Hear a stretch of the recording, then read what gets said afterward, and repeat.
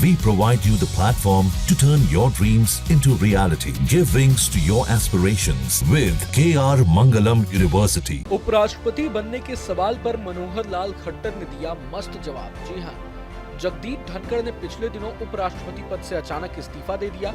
इसके बाद सवाल उठने लगे कि अगला उपराष्ट्रपति कौन होगा। इस बीच जब बीजेपी के वरिष्ठ नेता और आवास एवं शहरी मामलों के केंद्रीय मंत्री मनोहर लाल खट्टर से पूछा गया कि वे क्या बनना चाहेंगे, उपराष्ट्रपति या फिर बीजेपी का राष्ट्रीय अध्यक्ष। इस पर खट्टर ने डिप्लोमेटिक तरीके से जवाब देते हुए कहा कि मैं विकल्प चुनने के लिए पैदा नहीं हुआ, जो भी जिम्मेदारी दी जाती है उसे पूरी करता हूँ। केंद्रीय मंत्री खट्टर ने कहा कि मैं किसी भी चीज का चुनाव नहीं करता, जो भी जिम्मेदारी दी जाती है उसी के अनुसार काम करता हूँ। खट्टर ने इसके बाद एक पुराना किस्सा भी सुनाया और बताया कि कैसे उन्हें जो भी पार्टी की ओर से जिम्मेदारी मिली उसे उन्होंने निभाया है। उन्होंने कहा कि मुझे 1980 में पहला सार्वजनिक काम फरीदाबाद में मिला।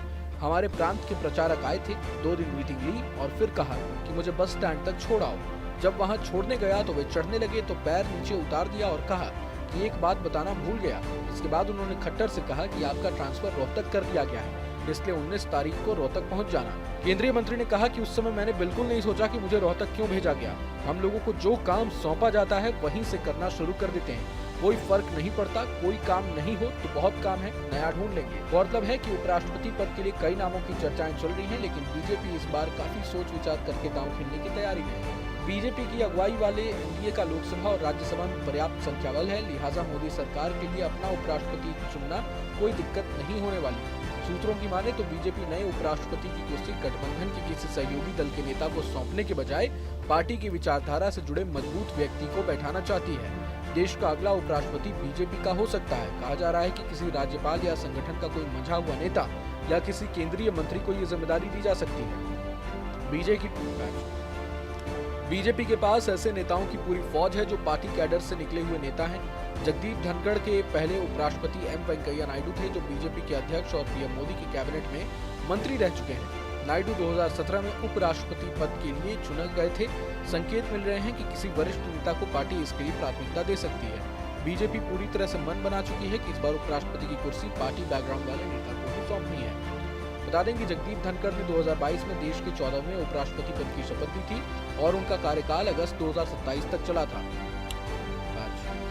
बता दें कि जगदीप धनखड़ ने 2022 में देश के 14वें उपराष्ट्रपति पद की शपथ ली थी और उनका कार्यकाल अगस्त 2027 तक चलना था।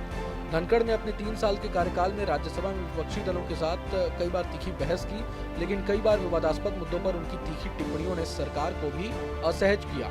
उपराष्ट्रपति राज्यसभा के सभापति के तौर पर भी जिम्मेदारी संभालते हैं। संविधान में उपराष्ट्रपति की जगह पर किसी को कार्यभार सौंपे जाने की व्यवस्था नहीं है, इसलिए इस तरह की औपचारिकता की इस मामले में कोई जरूरत नहीं है। बहरहाल पूरे मसले को लेकर आप क्या कुछ सोचते हैं हमें कमेंट बॉक्स में जरूर बताएं। अगर आपको ये वीडियो पसंद आए तो लाइक करें और चैनल को जरूर सब्सक्राइब करें।